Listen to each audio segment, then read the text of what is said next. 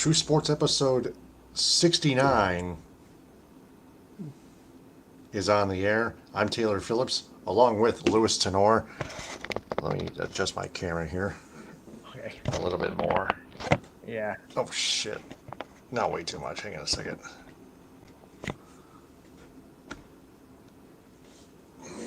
Much better. Yeah, I've done that too. Yep. So, Shohei Ohtani received a blister in one of his hands, but Yeah. he, so he's probably not going to pitch, but he can still bat. Right. So I don't think there's any panic. He's I still don't going to think hit. so either. Yeah. It, just wondering. We'll just have to see what happens in the All Star game with him. I mean, a blister for a pitcher that could be a problem, but for hitting, that shouldn't be too much of a problem for him. No, absolutely not. Nah.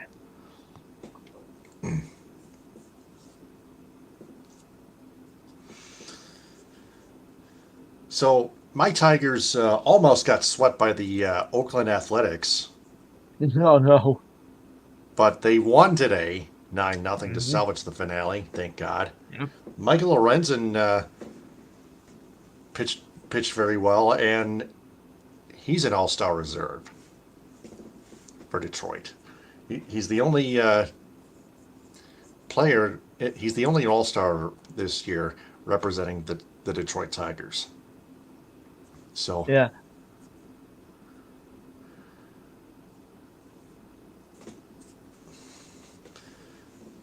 I so mean, your so your thoughts on the other um, picks for the all players being picked for the All Star game? well, I was gonna say because a lot of the big name teams like the Yankees, the Mets, and what they're only taking one player as well. So it is a bit disappointing, the way I see it. I mean, of course, the Yankees had their share of injuries, and of course, we don't know when Judge is gonna come back. I mean, there was talking way back, like maybe have a chance at the All Star game, or maybe just come back after it. But this looks pretty bleak right now, and the Mets only got one player, so it's a bit disappointing. I know they're not playing great ball right now. I mean, like not playing superb ball, but I think it's they got a little bit gypped. I mean, they should have had at least maybe two players. All right. So also your thoughts on the on what has transpired the past week in the NHL and NBA off seasons. Well, because as trying to mention, the Rangers did get a good a good trade. I believe it was on Saturday. We got LA Kings goaltender Jonathan Quick. I'm like, oh yes, yes. I've been looking for this. So he's coming to the Blue Shirts, and I'm a happy camper. So that's good on my side.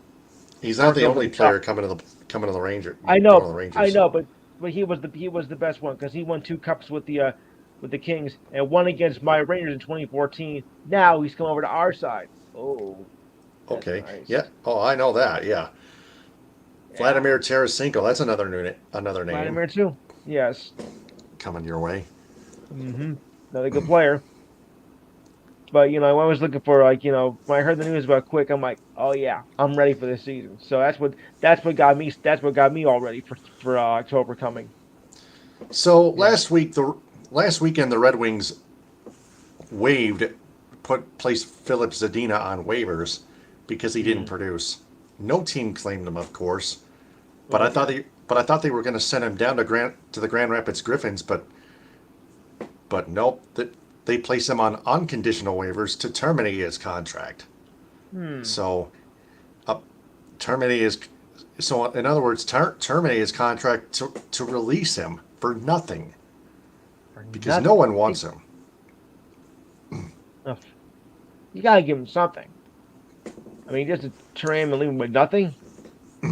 Well, no team claimed. I didn't think it was that bad. I mean, but I'm sure he's gonna find something though within the next Yeah. few weeks. Yeah. How can you leave the guy with nothing?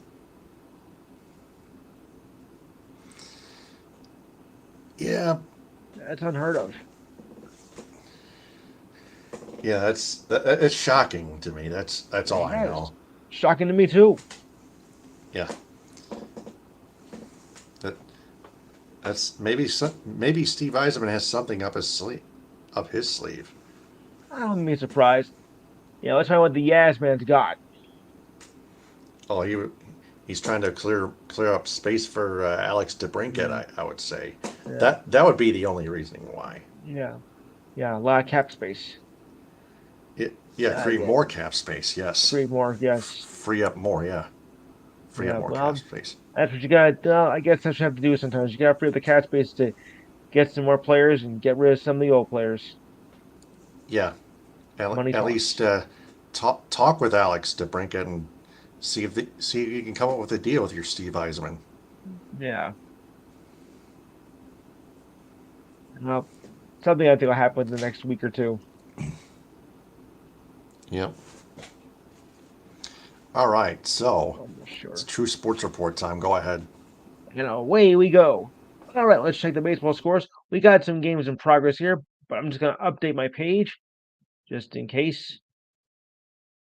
I'm always afraid to mention the Yankee score here. Ugh. As the Yankees got blasted by the Orioles 13-1. Just absolutely embarrassing. All right. On to the other scores. The Guardians are leading the Royals 5-1 in the bottom of the sixth. Runner on second with 2 out. Snyder is pitching and Kwan is at bat. Heading into the bottom of the ninth, the Mariners lead the Astros 5-1. No one out, no one on. Topa is pitching and Diaz is at bat. Got a good game here in the bottom at the top of the sixth as the Blue Jays and Whites. There we go. I hate when that happens. Top of the sixth in game two, Blue Jays and White Sox tied at 4. 2 out, nobody on. Shaw is pitching and Espanol is at bat. Game one was done just a little while ago. That's that's they're now 7-0. Runner on first, 1 out. James is pitching and Lindo is at bat. They're on the way wing. I think they're fourth or fifth in a row here. So don't come out yet, guys. Much to my dismay. Bottom of the second, Pirates and Dodgers are tied at 2. Oviedo is pitching and Vargas is at bat. And there's 1 out. All the rest are final as the Reds beat the Nationals 5-4 and 10. Hamilton got the win, Harvey got the loss, and Diaz got the save. Your Tigers over the Athletics 9-0. Lorenzen got the win, and Harris got the loss. The Brewers over the Cubs 6-5. Mahia got the win, Fulmer got the loss, and Pampas got the save. In game one, Blue Jays over the White Sox 6-2 in 11 innings. Romano got the win, Balmer got the loss, and Garcia got the save. Also in 11 innings, the Phillies over the Rays 3-1. Stram got the win, Thompson got the loss. Cardinals over the Marlins 3-0. Flattery got the win, Perez got the loss, and Hicks got the save. And in that 14-1 debacle, yuck, Radish got the win, Servian got the loss. Big time. Oh, just win final here. The Red Sox over the Rangers 10-6. Winowski got the win and Sharbar's got the loss. Okay, so let's go to the standings. Now let's do the schedule first. And it goes like this. Since Friday is mostly a new schedule, so we'll take it this way. Starting with your 640 games, we got quite a few of them. The Braves take on the Rays, the Phillies take on the Marlins, and the Blue Jays take on your Detroit Tigers. There are 705 games. The Cubs take on the Yankees, and the Rangers take on the Nationals. Your 710 games. Royals take on the Guardians. A's take on the Red Sox. A10, the Orioles take on the Twins. Also A10, the Reds take on the Brewers. The Mariners take on the Astros. The Cardinals take on the White Sox. 940, Pirates take on the D-backs. The Mets take on the Padres. 10-10. The Angels take on the Dodgers in the Battle of LA. And the Rockies take on the Giants at 10:15. The Battle of LA. I like it. All right, now we'll check the standings, and it goes like this. Rays still lead the American League East at 57-33, have a 4-game lead over the Orioles at 51-35. 8 games, the Yankees are 48-40. The Blue Jays are 8.5 back at 47-40, and the Red Sox are 45-40, 11 back. All teams above 500 in the East Division. Not bad. Meanwhile, over to the comic tragedy of the AL Central, the Twins are the only team at 500 or above at 45-43. The Guardians are 2 back at 42-44. Tigers are 38-48, 6 back. The White Sox 37-51, 8 back. And the Royals, pretty much a joke, 25-62, 19.5 back. Your season was probably done on May 1st. To the West, the Rangers 51-37, a game and a half ahead of the Astros at 49-38. Angels are 6.5 back at 45-44. The Mariners 42-43, 7.5 back. And last as usual, the A's 25-64, 26.5 back. Pathetic. Over to the National League. The Braves have the best record in the league overall, 58-28. An 8.5-game lead with the Marlins at 51-38. The Phillies, not bad, 47-39, 11 back. They can make that up. Mets are starting to make a move here. 40-46, 18 back though, but they have won 4 in a row, so they're getting better. And the Nationals, 34-53, 24.5 back. Wow, that's awful. The Central, the Reds, 49-39, 2 ahead of the Brewers at 47-41. Cubs, 8 back at 40-46, same as the Pirates, who were surprised early in the year. And the Cardinals, 38-51, 12.5 back. Over to the West, the D-backs are 50-37, a game and a half ahead of the Dodgers, 48-38. Look out, come the Giants, 47-40, 3 back. Padres, 41-46, 9 back, doable. And the Rockies are a Rocky Mountain low at 33-55, 17.5 back. Yes, I said Rocky Mountain low, okay? Oh boy. All right, so over to the other sports of the day. I check out the NBA Summer League. Yes, I take care of that as well. Right now, the Jazz are leading the Grizzlies with 2:55 to go in the third, and the Thunder beat the Sixers 100-91. And the Summer League goes to Vegas starting tomorrow. And yes, Wembanyama will have its first game. So I don't know about you, but I'm kind of looking forward to that. Other matchups are included as follows: the Whoops, I hate when that happens. The Pelicans will take on the Timberwolves at 4:30. The Nuggets take on the Bucks at 5. The Bulls take on the Raptors at 6:30. Blazers take on the Rockets at 7. Cavaliers take on the Nets at 8:30. And some of these games will be televised, actually. Hornets will take on the Jazz at 9. Kings take on the Hawks at 10:30. And the Warriors take on the Lakers at 11. Yeah. So, got some games to watch tomorrow. I like it. All right, so now on to the news of the day.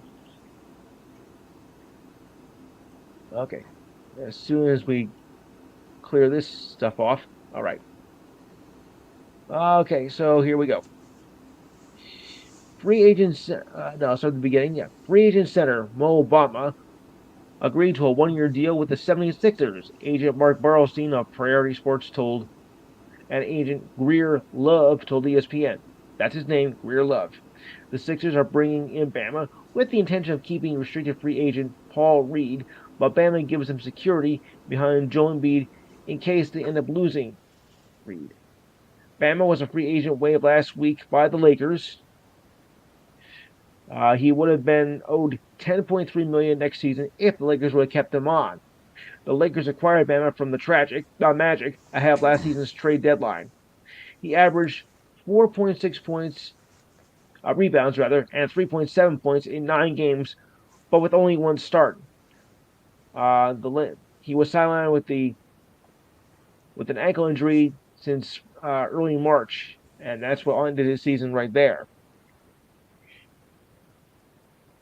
Moving right along, the Blazers matched restricted free agent Matisse Thybulle's 3-year, $33 million offer sheet with the Mavericks. Towards the ESPN, the Blazers are retaining Thibault, who will stay as part of the, do I dare say it, rebuild, as the organization is also in pursuit of trades to its star Damian Lillard, or as I sometimes say, Lizard. I've seen him play. He's a lizard. The deal also includes a third-year player option worth $11.5 million, according to sources. Thibault signed his offer sheet today, and Portland officials made a decision within an hour to match the sheet and retain him. Only an hour. Wow. Thibault was acquired to the Blazers from the Sixers in February, where he played 4 seasons. In the final weeks of the season, he averaged 7.4 points with 1.7 steals in 22 games. Two-time Stanley Cup champion Patrick Hornqvist announced his retirement today after 15 seasons in the league with 3 different teams. He won back-to-back titles with Pittsburgh in 2016 and 2017, and in that 2016 game, he clinched that game-winning goal against the Predators, or as I say, the Yahoos. And I saw that game, so that was a thrilling goal. The forward from Sweden had a goal and 20 assists in 22 games with the Panthers this past season, who lost in the Stanley Cup Finals to the Vegas Golden Knights. He played his final game against the Kraken on December 3rd. He suffered his second concussion within a month and sat out the rest of the season.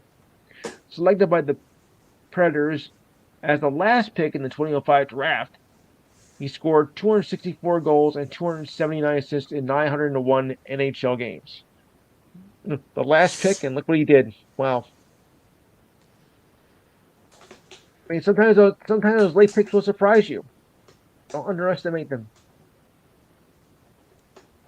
Okay, the Mavericks signed restricted free agent Grant Williams.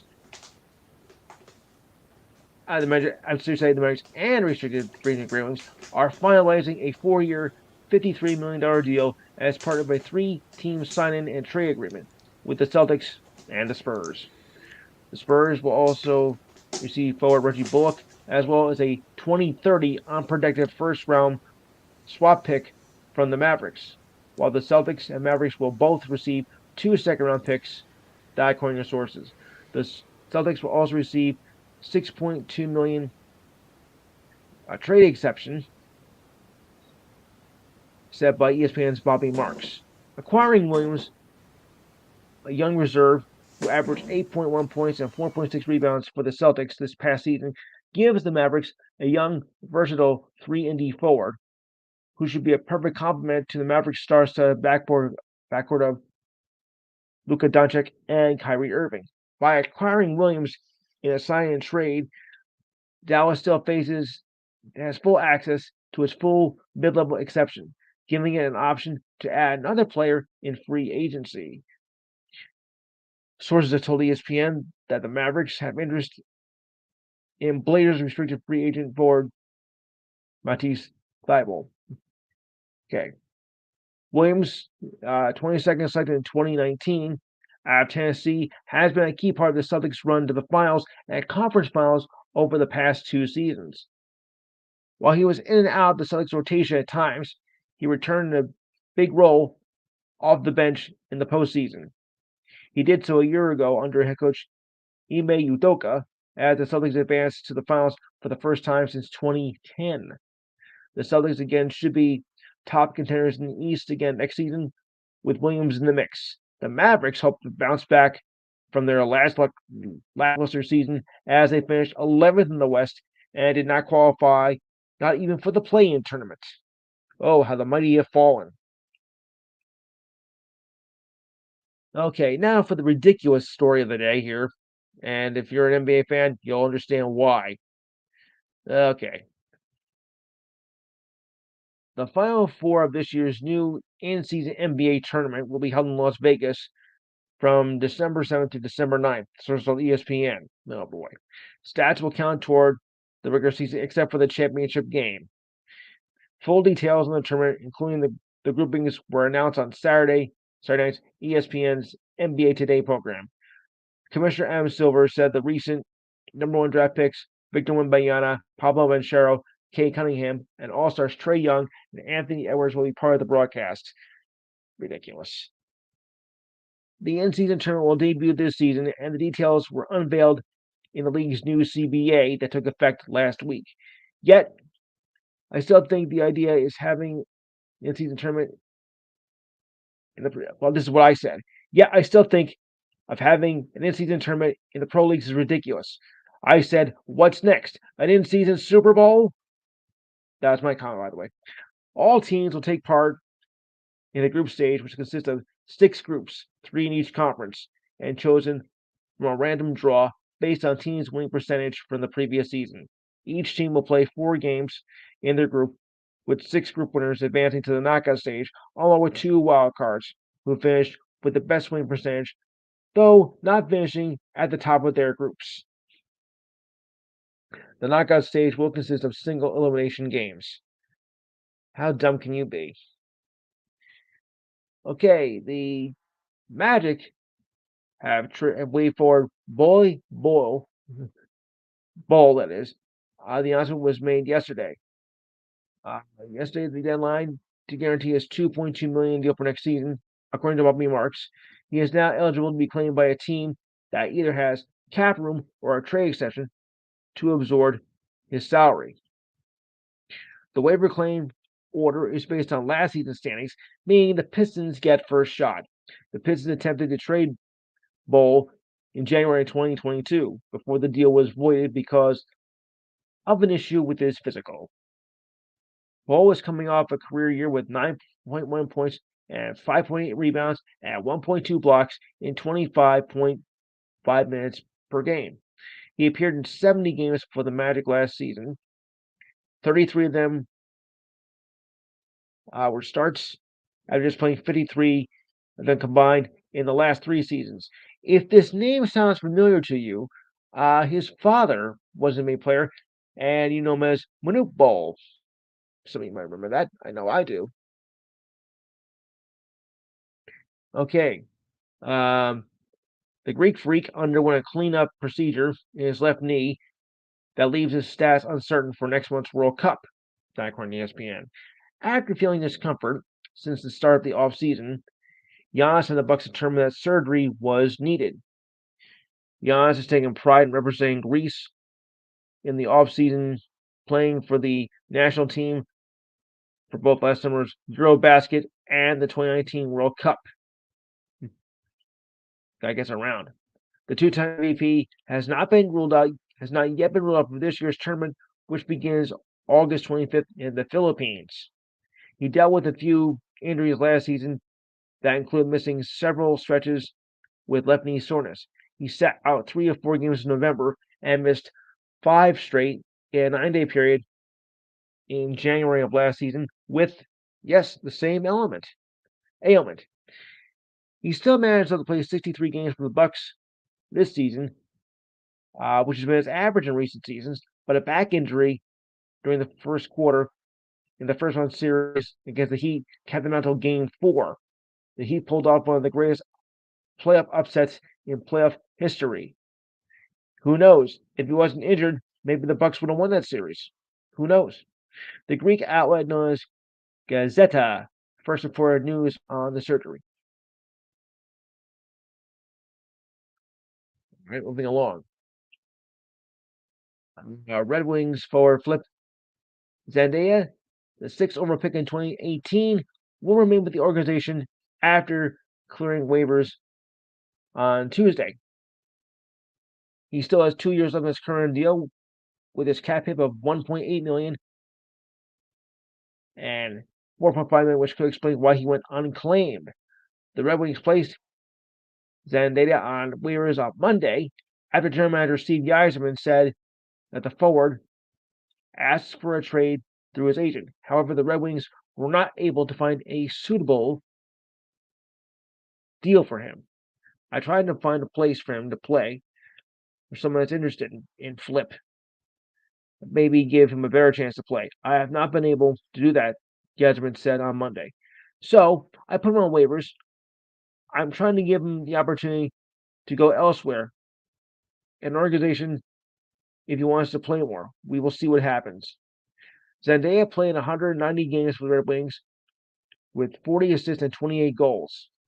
Sidelined for part of last season with a lower body injury, he only played 20 games last season and had 3 goals and 4 assists.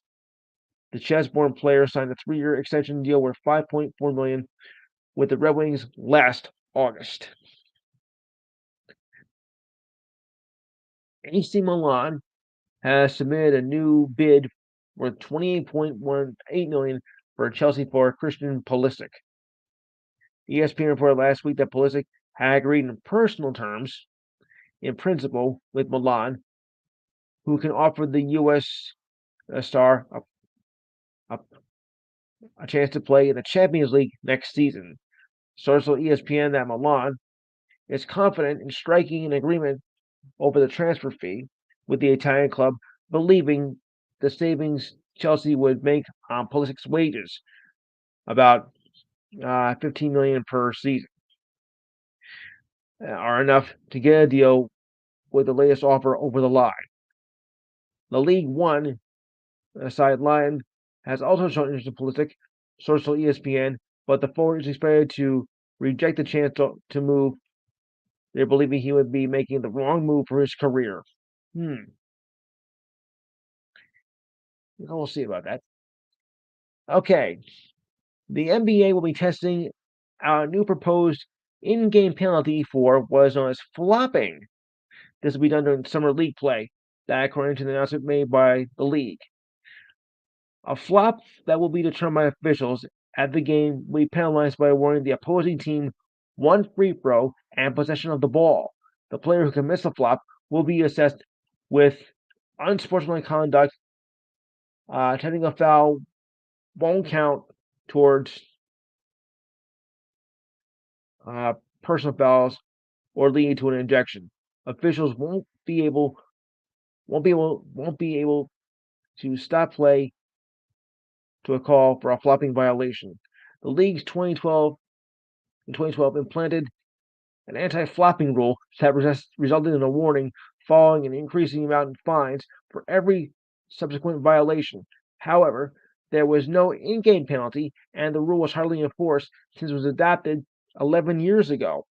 The league defines a flop as an attempt to fool officials into calling undeserved fouls or fools the fans into thinking the referees missed a call by exaggerating the effect of contact with an opposing player.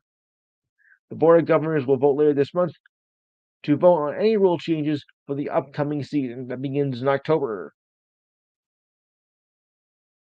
And it may be a flop. Oh. Okay. The Capitals signed defenseman Martin Faberhay to a 3-year extension deal.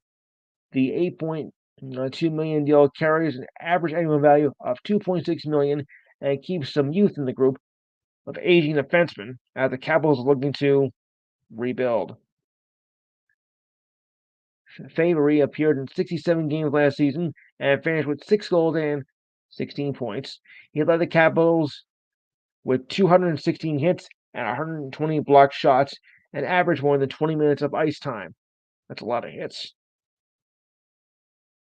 The Capitals selected him in the second round of the 2018 draft and made his debut a season later. The native of Slovakia has appeared in 152 games with the Capitals with 14 goals and 34 points. The Capitals, who fell out of contention after the All-Star break, trimmed their payroll late last season, including some vet players on their blue line. But still, their roster has 5 defensemen over the age of 30. So Favorite and Ramos Sandin who was only 23, will help balance that. But since when is 30 considered old anyway? Come on. I'm 53 for crying out loud. The Mexican Soccer Federation issued a statement on Tuesday condemning violence amongst fans after one Mexico fan stabbed another in Sunday's match against Qatar. The incident occurred in Santa Clara as Mexico lost to Qatar 1-0. Qatar was where the recent World Cup took place, as most of you know. Video of the attack showed several Mexican fans scuffling. Another fan was also wearing a Mexico jersey, approached him with a knife, and stabbed one of the men involved in the scuffle. The wound appeared to be near the man's neck or upper torso, and blood seemed to be spurring. The Federation issued a statement to condemn the violence as it offered to work with local authorities to avoid such incidents happening in the future. Both Mexico and Qatar advanced to the quarterfinal round. Too bad it had to come with a price.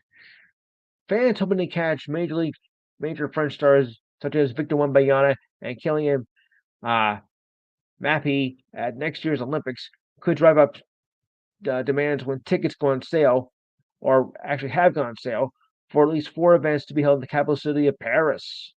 Fans from all over the globe will be able to buy tickets on a first-come, first-served basis for soccer, basketball, sailing, and handball, which will be held at regional venues at next summer's Olympics. The prospect for French fans to watch hometown favorites such as Wemby and Mappy is sure to boost sales, even though the Paris Olympics reputation has taken a hit from an ongoing investigation from prosecutors in the city on how contracts have been awarded. Wembanyama is the top pick in the draft and is expected to play in next summer's Olympics, which is to be held in the city of Lille. Soccer will be spread across 6 different sites in the country. Organizers say they originally planned to release tickets later this year, but brought it forward because of strong demand for 5 million tickets sold in the first 2 phases. Wow. They were sold to fans worldwide who had to enter a draft lottery and hoped to be allocated the right to buy prices at from 24 to 26 euro dollars. Appy scored a hat trick despite losing to Argentina, could be the star attraction for the French soccer team, though it remains unclear whether he stays at PSG or moves to Real Madrid and will allow him to play in the Olympics. Last month, maybe he said it was always his dream to play in the Olympics. The soccer competitions begin on July 24th, 2 days before the actual opening ceremonies, which is not really that uncommon. The Chicago Bulls signed a 2-year deal with a player option for wingman Torrey Craig, so told ESPN. Craig was one of the few reliable depth players for the Suns last season, following their blockbuster trade to acquire Kevin Durant. At last season's trade deadline, Craig played in 79 games and started in 60 of them, averaging 7.4 points per game and 40% from three-point range. Not bad. Craig can defend multiple positions and has shown improvement in recent years as an outside shooter. He was stellar in the Suns' first-round series versus the Clippers, with 55% of his three-point shots, as the Clippers' defense homed in on Durant and Booker. Craig projects to be a solid fit alongside the Bulls duo of Zach LaVine and DeMar DeRozan. Craig played overseas before signing a 2-way contract with the Nuggets in 2017, then landed a guaranteed deal in 2018. He has played for the Bucks, Pacers, and Suns, where he's made over $5 million in the last year of his deal. All right. Mason Plumlee has agreed to a 1-year, $5 million deal to return to the choke artist. I mean the LA Clippers, said Mark Bartelstein of Priority Sports, as he told ESPN. Plumlee decided to return to the Clippers despite larger offers from other teams. So, like I've often said, it's not always about the money, and this proves it right here. Plumlee is coming off a strong season as he scored 12.2 points per game and 9.7 rebounds. Both are career highs at starting center before being traded to the Clippers. Plumlee also excelled in coming off the bench, especially in the postseason, averaging 8.2 points per game and shot 87.5% from the field. Plumlee is a strong finisher and paint protector, but perhaps his best quality is the play-making ability as a center, averaging 3.7 assists per game last season when he was with the Hornets.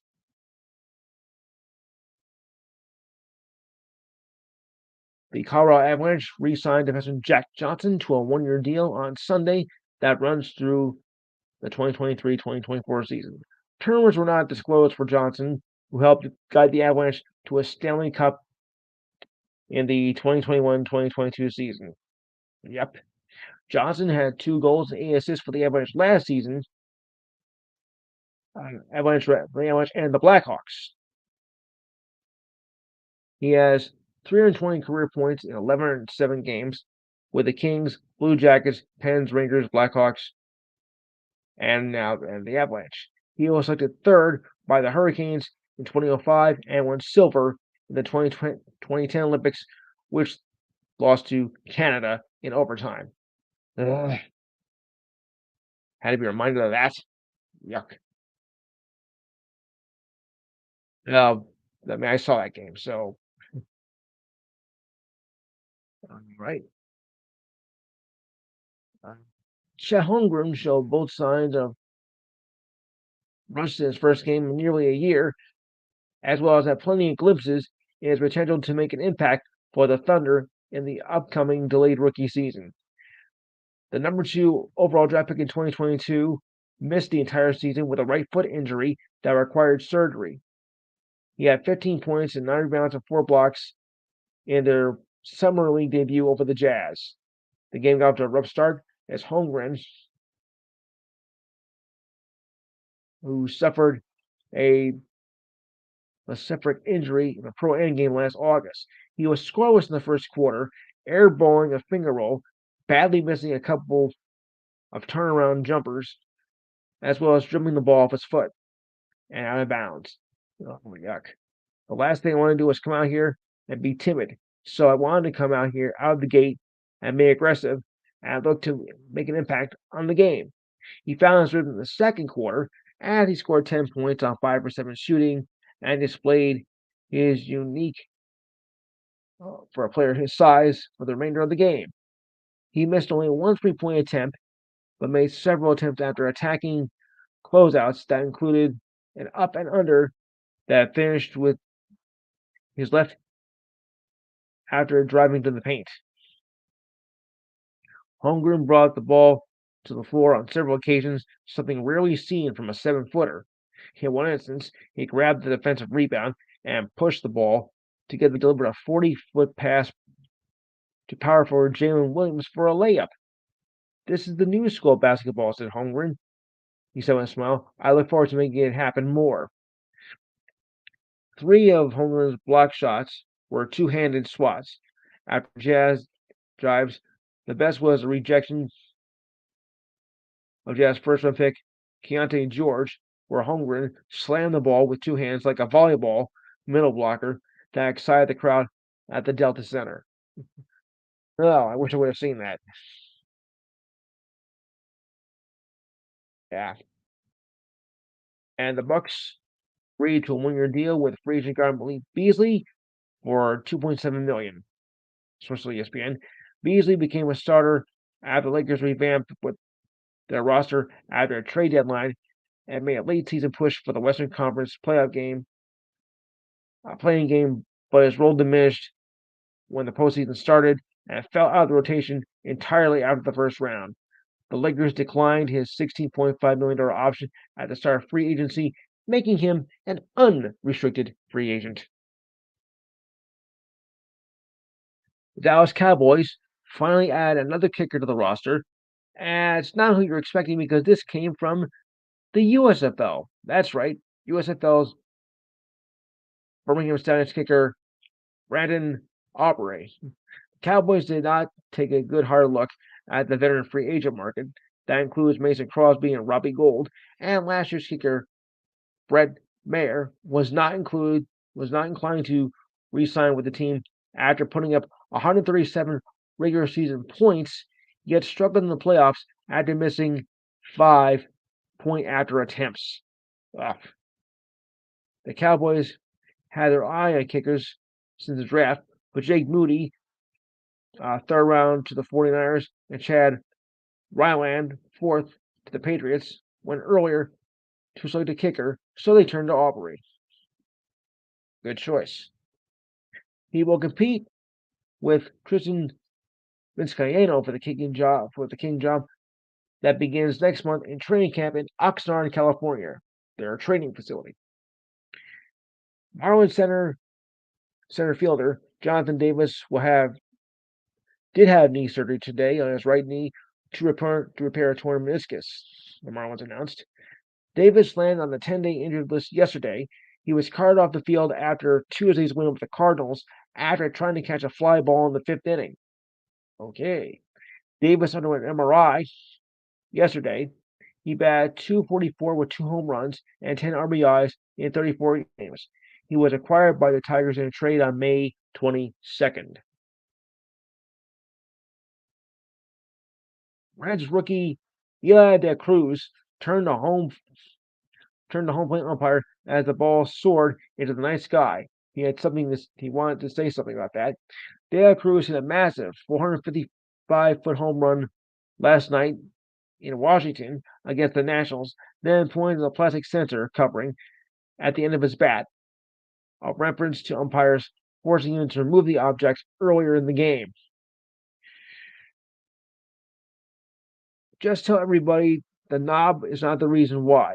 I am doing a good job, De La Cruz said of the meaning behind the gesture. It's all because of the work I'm putting in there. De La Cruz went on to add 2 doubles, a run scored after the home run, and a 9-2 victory, and their third in a row versus the Nationals. De La Cruz is one of the league's top rookies and is a key part of the Reds' rise to the top in the NL Central Division this season. He had an empty sensor cover on the knob of his bat. However, it was removed when Nationals manager Dave Martinez questioned its use before De La Cruz batted in the second inning. Umpires reviewed the legality of the knob cover when the league's office and informed De La Cruz that he was allowed to put it back on his bat for his second at bat in the third inning. After the game crew chief Adrian Johnson said Martinez pointed the knob cover to the umpires, Johnson said they checked with the league office, but it took a while for a response. We had to continue to play the game, he said. They got back to us before the next at bat and said the attachment was approved, so then he played the rest of the game with the attachment on the bat. After flying on the third, De La Cruz opened the fifth with a deep drive to center, Justia Gray. Then he pointed at the end of his bat before he ran the bases. Wow. Okay. A cameraman was injured last night at Yankee Stadium as he was hit in the head thanks to a wild throw by Orioles shortstop Gunnar Henderson. Poised on the right side of the Yankees dugout on the first base side, the Yankees cameraman Pete Steno was conscious and was undergoing tests at a local hospital. As of last night, there were no further updates from the ES network. Every time a ball goes over the first baseman or even a foul ball from the hitter, you don't want to see it going towards a fan. It just happened to be in the wrong spot. I hope he's all right after everything that he went through after the Yankees won in Baltimore's win of the Yankees last night. Henderson said prayers are going out. I am thankful for the guys who rushed over to his side. The game was delayed 17 minutes as the Yankees training staff and medical personnel had tended to Stendhal in the camera well. Orioles players came off the field and rushed to the dugout as both teams watched and concerned over a hushed ballpark. Very scary incident there. But I think he's okay. Cubs shortstop Dansby Swansby left in the seventh inning of last night's win over the Brewers with a left heel contusion. Swanson finished 0 for 3 in the game. Manager Dave Roberts said in the postgame interview that Swanson would not be in line for tonight's game against the Brewers. Can't imagine why. He said Swanson was to be evaluated this morning to see if he'll be available to come off the bench as the Cubs and Brewers wrap up their 4-game series. Swanson, who signed a 7-year, $177 million deal with the Cubs in the offseason, was named an All-Star reserve for next week's All-Star game. So far this season, Swanson has 10 home runs with 36 RBIs in 83 games and batting at .258. Not bad. Pete Alonso is gearing up for the Home Run Derby grudge match against J-Rod. Julio Rodriguez, that is. Yes, but J-Rod for short. At this time, it'll be in front of a partisan crowd. The first round matchup between the Mets first baseman and the Mariners center fielder highlights the slate from Monday night's Derby. Alonso is also, of course, a 2-time home run Derby champion. After winning the previous 2 Derbies, was ousted last year in the semifinal round by Rodriguez, then just a 21-year-old rookie. The winner of the grudge match between Alonso and Rodriguez, who are seeded 2nd and 7th, will face the winner of the matchup between Mookie Betts and Vladimir Guerrero Jr., who are seeded 3rd and 6th. Guerrero set the single round record of 40 home runs and 91 in total back in 2019. White Sox center fielder Luis Robert will be the number 1 seed on account of his 25 home runs this season and will face Adi Russman, despite the fewest home runs by all competitors with just 11. I wonder how he got in. Rounding out the field are Rangers outfielder Adolis Garcia and Randy Araiza in the 4th and 5th spots. The Home Run Derby is Monday night in Seattle. Oh boy. Should be good, but I don't think it's anything going to top 2019's Home Run Derby. Oh yeah, the Home Run Derby. Yeah, Monday. Yeah. T-Mobile Park, huh? Yep. Awesome. Not for nothing, but I actually enjoy the Home Run Derby more than the game itself. Okay. Me too. Yeah. All right. Bad news for Angels fans as outfielder Mike Trout will miss 4 to 8 weeks after recovering from wrist surgery.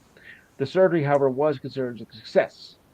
Trout injured his wrist when he fouled off a pitch in Monday night's game against the Padres and suffered a broken hamate bone in his left hand. The Orioles have promoted outfielder Colton Cowser to the majors yesterday. He is the second prospect to be called up in just the last few weeks. Cowser has hit .330 with 10 home runs and 40 RBIs at AAA Norfolk this season. He was selected 5th overall in the 2021 MLB draft. And by the way, the 2023 draft is next week. Oh boy. Even though they have now lost 6 of the last 7 games at the time of this report, the Orioles are still in position for the top wildcard spot in the American League, and their farm system remains loaded with hitting prospects. I mean, loaded. Last month, they called infielder Jordan Westburg, the 32 ranked prospect by MLB Pipeline. Cowher is 14th on the list, and the Orioles have a top prospect in Class A, Jackson Holliday. So this is pretty good. More bad news for the Yankees as reliever Jimmy Cordero has been suspended for the remainder of the year after violating the league's domestic violence policy. Thanks a lot, stupid. Cordero has emerged as a wild part of the Yankees bullpen after not pitching in the majors in 3 years. In 31 appearances, he has struck out 34, walked 10 in 32.2 innings pitched, with an ERA of 3.86 and limited batters to a .208 batting average and a 3.17 slugging percentage. Both were below league average and well below league average. What do you say so myself? The Yankees relief corps has allowed the team to remain relevant amid an offensive slump since Aaron Judge went on the injury list last month with a torn ligament in his big right toe. Yankees relievers have a 2.2 ERA, the best in the majors, have given up the fewest home runs while generating the highest ground ball rate. The league policy negotiated with the Players Association does not mandate suspensions of a certain length. Cordero's 76-game suspension, which he did agree to, is the longest the league has given. In a statement by the Yankees, the team said they are fully supportive of the league's investigative process and the disciplinary action applied to Cordero. There is no justification for domestic violence. We stand with the objectives, standards, and enforcements of the league's joint domestic violence, sexual assault, and child abuse policy. Wow, that's a load. The Cardinals have placed right-hander Adam Wainwright and catcher Andrew Knizner on the injured list yesterday. Wainwright has been dealing with a right shoulder strain in Tuesday's 15-2 loss against the Marlins, the fourth and his third consecutive outing with less than 4 innings. During Wainwright's difficult 3-game stretch, he has allowed 20 runs with 24 hits. The Cardinals have been outscored 29-2 in his past 2 starts. Yeah. Wainwright is 3-4 this season with a miserable ERA of, right for this guy's, 7.66. He said he will retire after the season, his 18th in the league. A 7.66. You're out of here, buddy. ERA. ERA. Wow. Yeah. I've seen higher on one pitcher for the Tigers. Mm. Yeah, but still, that's still kind of high. It is, yeah. Yeah. Knizner suffered a right groin injury after being hit with a foul ball and was removed from Tuesday's game after the 4th inning. He Bust. was taken in the emergency room just out of precaution before being released. The Cardinals catcher is hitting .227 with 5 home runs and 15 RBIs this season, but still, what a tough break. Continuing on here. Okay. Hours after Mike Trout was placed on the 10-day injured list with a broken wrist, the Angels got more bad news. Third baseman Anthony Rendon was removed in the 4th inning in the loss against the Padres after fouling off a ball off his leg. The Angels said he suffered a left shin contusion, but x-rays were negative. Then, two-away stars Show Me the Money Ohtani departed with a blister on his middle finger of his pitching hand and gave up consecutive home runs to Xander Bogaerts and Jake Cronworth with no outs in the 6th inning. He allowed 5 runs on 7 hits, struck out 5, and walked 4. Ohtani, who became the second two-way All-Star for the 3rd straight year after he was chosen for the AL pitching staff by the players on Sunday, 10 days after fans voted him to start as DH. Ohtani does not expect to pitch in next week's All-Star game. He could still play a significant role if he is healthy to remain as the starting DH. Yeah. Personally, I don't think he should have been pitching anyway. Yeah. Right. Mariners outfielder J. Rod, handed pitcher George Kirby, Rays shortstop Warner Franco, and Astros outfielder Kyle Tucker were added to the AL All-Star roster on Tuesday as injury replacements, and Pirates closer David Bednar was selected by the National League team. Rodriguez replaces Astros outfielder Jordan Alvarez. Kirby took over from Rays left-hander Shane McClanahan. Franco filled the spot for Yankee outfielder Aaron Judge. And Tucker replaces Angels center fielder, who else? Mike Trout. Bednar replaces Dodgers ace Clayton Kershaw. K-Rod and Kirby joined right-handed pitcher Luis Castillo as the only Mariners players on the All-Star roster. Yeah. Rodriguez, Tucker, and Bednar are two-time All-Stars, and for Kirby, it's his first.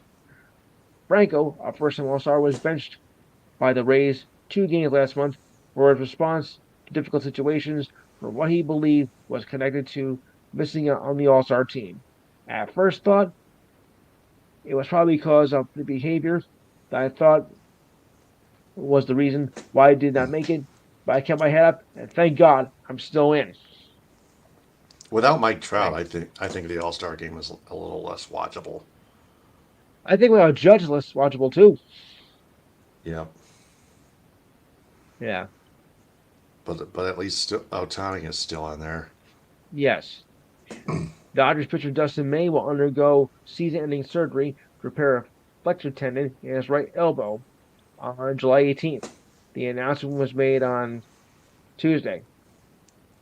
The procedure will be performed in Los Angeles. May missed out most of the last 2 seasons undergoing Tommy John surgery. He has only made 20 starts over the past 3 seasons with a 7-5 record with an ERA of 3.21 in 101 innings. Not bad. May was 4-1 with 2.63 ERA and 9 starts last season, but his velocity dropped off sharply in a May 17th game against the Twins. He was lifted after only 1 inning because of a strained right elbow. The Dodgers then placed him on the injured list. The Dodgers staff has been hit hard by injuries this season. Right-hander Walker Buehler has not pitched this season as he recovers from Tommy John surgery, though he is hoping to make a return in the second half of the year. Good luck. Julio Urias recently returned to the rotation, though he struggled in his first outing since coming off the injured list.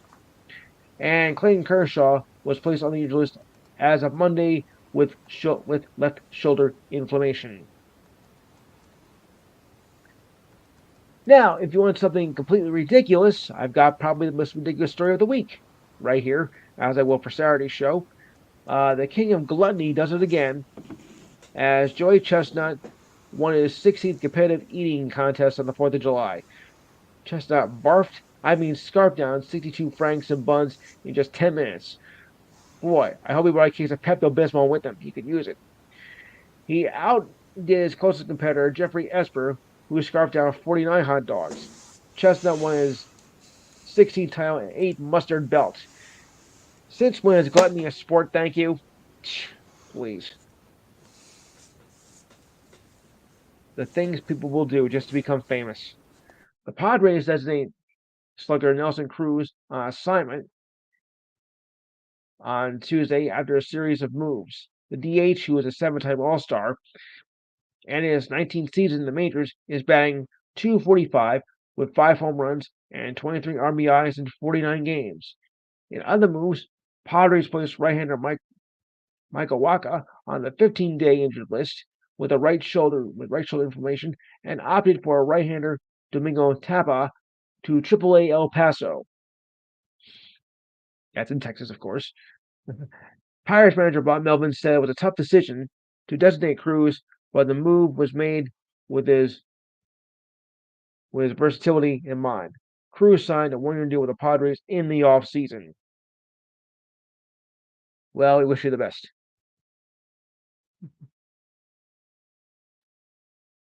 All right, see if I got anything else here. Oh, yes. The Florida Marlins placed left-hander Andrew The Nardi on a Miami 15-day. Marlins. Miami Marlins. On the 15 years, recalled right-handed pitcher George Soriano from AAA Jacksonville. Nardi is dealing with a left tricep inflammation, is 6-1 with 2 saves, with a reasonable ERA of 3.19 in 41 appearances this season. He is 7-2 with those 2 saves, and a 5.8 ERA in 54 career relief appearances with the Marlins. Soriano has registered an ERA of 1.98 in 5 relief appearances with the Marlins. He worked 3 2/3 innings in a loss to the Braves on Saturday. Not bad.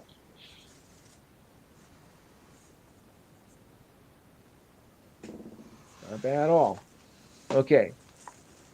Braves outfielder Ronald Acuna Jr. made history on Tuesday and becomes the first player in MLB history to have 20 home runs, 40 stolen bases, and 50 RBIs before the All Star break. Wow.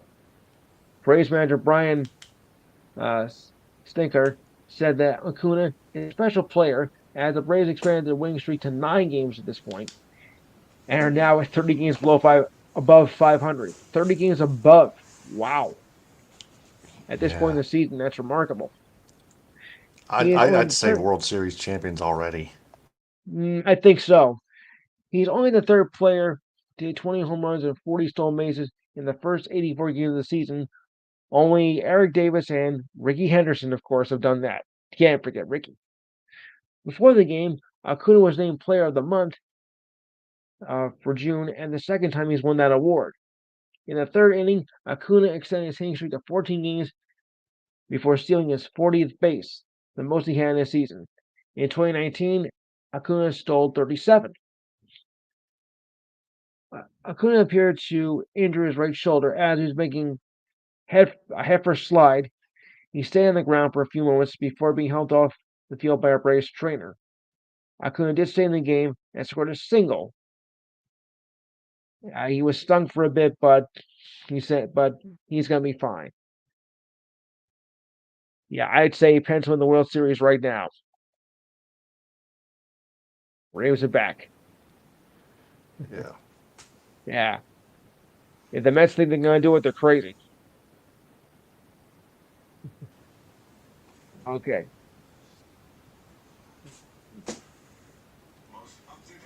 As the Angels continue to slump, well, Brandon Drury went on the 10-day injured list with a left shoulder contusion.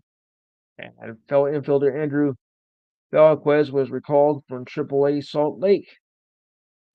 In addition, infielder Jack Lamb had been released just 3 days after being placed on assignment. So this is really looking bad for the Angels. Drury missed his second straight game on Saturday, and manager Phil Nevin suggested that it was just more than bruises he was dealing with. After a slow start in his first season with the Angels, Drury was batting .277 with 14 home runs and 45 RBIs. Without him, the Angels only scored 3 runs as they were swept by the D-backs. Drury is a career .255 hitter with 93 home runs and 322 RBIs in over 720 games in 9 seasons, however, it's with 4 different teams. Velazquez is batting .231 and 3 runs scored in 12 games with the Angels earlier this season.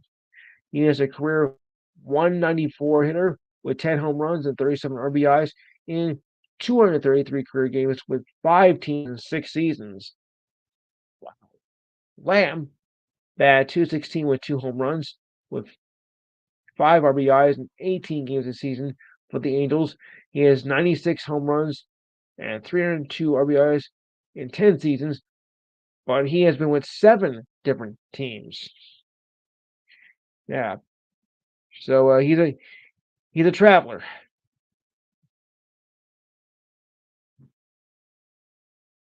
All right, and just another quick note: the Red Sox right-handed pitcher Garrett Whitlock left Monday's game against the Blue Jays with right elbow tightness after just 1 inning. I saw him moving his right wrist and elbow, said manager Alex Cora. I didn't like what I saw. We need to play this smart. Whitlock missed 27 games earlier this season after another injury to his elbow. It does not feel so nervy, so it's not really like Whitlock. So it's not really like that. Whitlock, who underwent MRI on Monday. He also missed 10 games this season as he was coming from right hip surgery. Berman Bernino took over in the second and pitched 1.5 innings. After that, and on the bright side,